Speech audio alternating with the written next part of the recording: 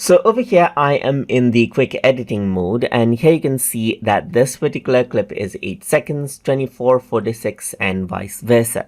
So what you may want to do is you may want to go around and trim out these clips right here so that they are a certain length. So in that case, you can go around over here and click on, let's say for example, this particular clip right here, the time of this clip, and then you can go around and choose Smart Trim right here. Once you do that, over here you can see that you get the trimmer right here, just like this, and you can go around and click and drag around the in and out point of this clip, the starting and ending point, that is just like this right here, and then this is what you have. So you can also go around and then preview this out right here, just like this, and then this is what you have. This is the preview of those particular area right here, just like this. So you can see that the total duration is 2 seconds over here, just like this right here. So once that is done, you can go around and click on continue editing right here, and what happens is that 2 seconds is there.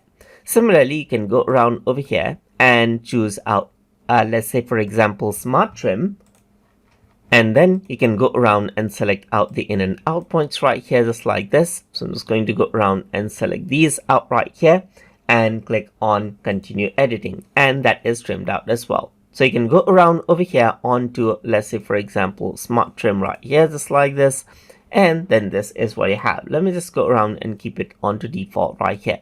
So you can go around and keep on trimming it, as you can see right here, Smart Trim, and you can go around and continue out editing, and you can go around over here as well, just like this, and go to Smart Trim, and then click on continue editing, and then you can see that that is the trimmed out version.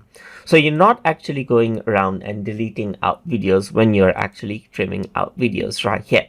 So you're just hiding out the portion right here, and you can see this quality right here, just like this. You can go around and play this out right here, and that is what you have, as you can see. And that is how you can work around with the Smart Trim effect inside of Adobe Premiere Elements. So I hope you guys learned something as always, and as always, please like, comment, share, and subscribe.